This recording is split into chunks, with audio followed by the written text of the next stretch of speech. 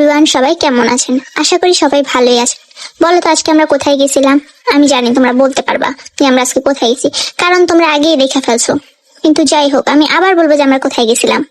আজকে আমরা গিয়েছিলাম বোটানিক্যাল গার্ডেনে আখি আর এসে একটা শুট করতে। এই দেখতেছো, আমার বাবা আর আমি যাচ্ছিলাম। আর আমার সাথে নামার টাইমে কেন জানি ও খালি উপরে তাকায় ও নানুর দিকে, ও নানু নামতেছি কিনা। দেন আমরা রিক্সা করে চলে আসি বোটানিক্যাল গার্ডেনে। আর আমি তাকে এখন একটু হাঁটানোর চেষ্টা করতেছিলাম, কারণ বাইরে আসছি, একটু না হাঁটলে হয় বলো? ঘুরতে যেহেতু আসছি, ঘুরতে তো একটু হবেই, মানে নিজের পায়ে একটু হাঁটতে হবে। তারপর আমরা চলে যাই একটা মাঠের কাছে। সে ওখানে গিয়ে খেলতে পুরো ব্যস্ত হয়ে যায়। মানে ওর মা বলতেছিল, দাও বাবা আমি বল নিয়ে দুইটা ছবি তুলি, বাট ও দেয় না।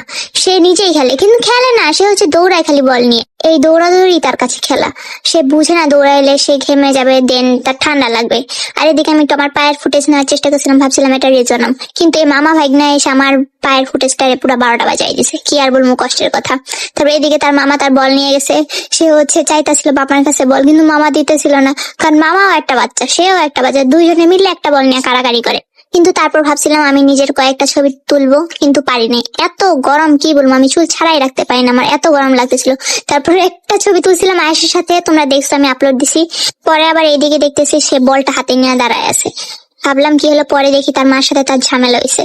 তারপর আমি ওকে বলতেছিলাম, আখি একটু এদিকে আসো, যে ওর সাথে তোমার দুইটা ছবি তুলে দিই, যে তোমাদের নাম লেখা আছে। তারে বলছি দাঁড়াইতে, সে বল নিয়ে দিছে দৌড়। বলো কেমনটা লাগে? মানে আমি বুঝলাম না, আমি বাংলায় কথা বলি না হিন্দিতে কথা বলি, আমি নিজেও মাঝে মাঝে বুঝি না। আমি বলছি দাঁড়াইতে, এতক্ষণ বোঝানোর পর সে বুঝছে যে তারে দাঁড়াইতে বলছি, তারে দাঁড়াইতে বলছি, আবার আয়োজন দিছে দৌড়। তারপর কি আর করবো, এই গরম আর টিকতে না পারে আমরা চলে আসছি বাইরে, ভাবতেছি বাসায় চলে যাব।